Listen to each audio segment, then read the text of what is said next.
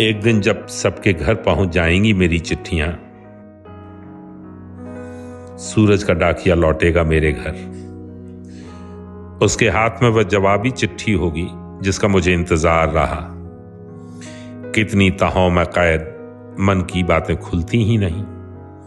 कितनी गांठें हैं तुम्हारे मेरे बीच, तोड़ते जोड़ते चलती हूं दिन रात। इन दिनों जब चारों तरफ फैली है दहशत की चादर, मैं तमाम पुरानी डायरियों के पन्ने पलटती हूं। पुराने दिन, पुरनिया आजी की बदकही सी मोहक, मैं थाम कर उसका हाथ उठ बैठती हूं इन दिनों। अपने सबसे डरे समय में मैं रोज लिखती हूं एक चिट्ठी तुम्हारे नाम और थमा देती हूं सूरज को। जब थक कर बैठना, देखना वह वहीं कहीं मिलेगा, अपनी गठरी में लिए मेरी चिट्ठी पढ़ना और उठ जाना बार बार।